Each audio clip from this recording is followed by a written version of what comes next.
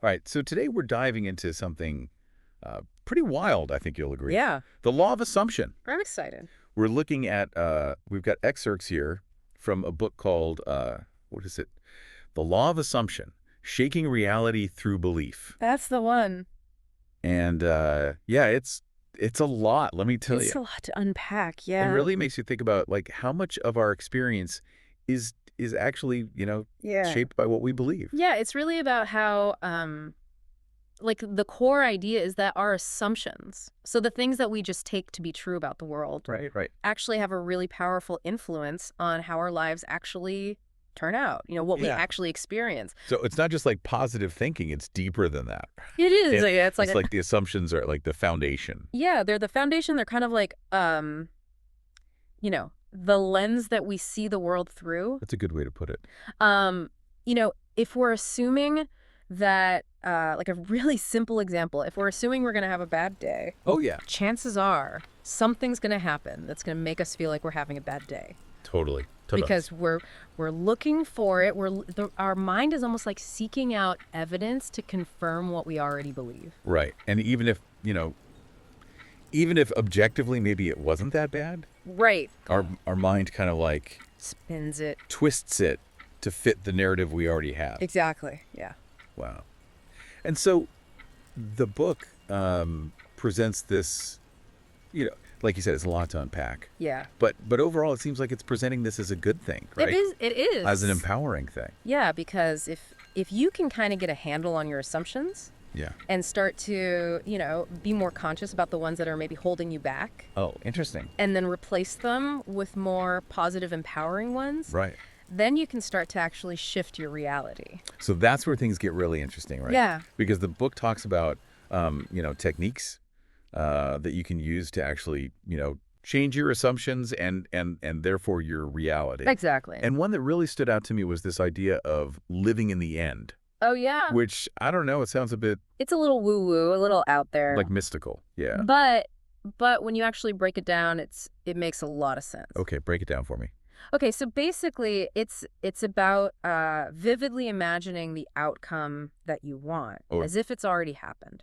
Oh, I see. And the key here is not just like picturing it in your mind, Right. but really feeling the emotions Emotions, yeah. that come with it.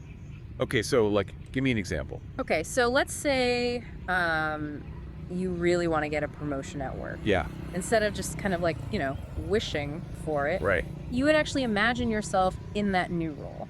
So, Feel the satisfaction of having more responsibility. yeah, Picture yourself, confidently leading meetings got it. and just like really embody that feeling of already having achieved it. So you're not just like thinking it, you're feeling We're it. feeling it, yeah. Wow. Okay, so It's powerful stuff. but I mean, doesn't that set you up for disappointment? That's a good question. Like what if you get your hopes up and then it doesn't happen? Right. Like how do you deal with that? The book actually addresses that. Okay. It's not about like denying reality or ignoring potential obstacles. Okay. It's about shifting your mindset to one of possibility. So you're still grounded, You're grounded, but you're also you're optimistic, you're open. you're open to it happening, Yeah. which then can impact your actions Oh, interesting. and your choices. I see. So, if you're living in the end as if you already have that promotion, Yeah. you might be more likely to, take on more challenging projects at work Mhm. or network more effectively. You're acting as it. You're acting as if it's inevitable, Yeah. which Yeah. then can actually help to bring it about. So like a self-fulfilling prophecy. Kind of, yeah. That's fascinating. And this is where self-concept comes in. Oh.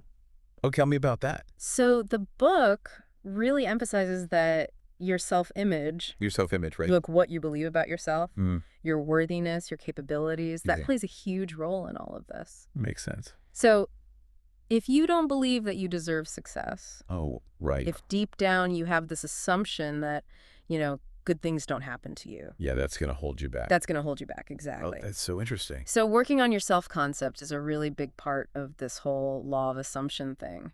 So how do you actually do that? Okay, so the book gives some practical advice for this. Okay, good, because we're talking about really deep-seated beliefs here. Right. Yeah, things that have probably been with us for years. Yeah, yeah.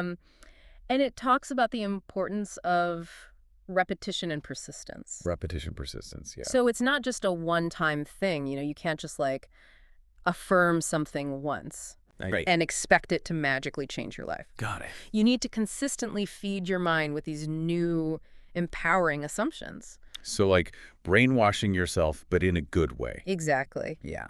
Okay. So like, what are some of the ways that you can do that? So the book mentions affirmations, Affirmations, yeah. visualization, meditation, even just, being mindful of your thoughts throughout the day and Okay. kind of catching yourself when you're having those negative, limiting thoughts Oh, yeah, yeah. and gently redirecting them. Oh, I like that. Yeah, it's a process, But it's a process. but it can be done. Okay, so if someone's listening to this and they're like, okay, I'm intrigued, I want to try this, where do I start? Well, the book actually outlines 5 very specific steps. Oh, perfect. Okay, so give us the 5 steps. Step 1, identify your true desire. Okay, so what do you actually want? Exactly. Yeah. Step 2, create a crystal clear mental image of that desire already fulfilled. Oh, so that's the living in the M part. Exactly. Step 3, feel the emotions associated with achieving that desire. So like really embody. Embody it, yeah. Got it. Step 4, use affirmations or visualizations regularly to reinforce your assumption. So that's the repetition, the consistency. Exactly. Got it. And finally, step 5, start acting as if your desire is already a part of your life. So aligning your actions with your thoughts. Precisely. Got it. Okay, 5 steps. That's manageable. That's good. It's a framework, yeah. It is okay. So I have to ask though, Yeah. what about doubt? Oh, yeah. Because I mean, we all have those moments where that little voice in our head creeps in and is like, yeah, right, like that's ever going to happen. Totally, yeah. So how do you deal with that? So the book, it acknowledges that doubt is a natural part of the process. Okay. It's not about like never having doubts. Right. It's about learning to manage them. Okay. So one of the things that talks about is noticing those doubts without letting them take over. Oh, that's good. So just kind of observing them.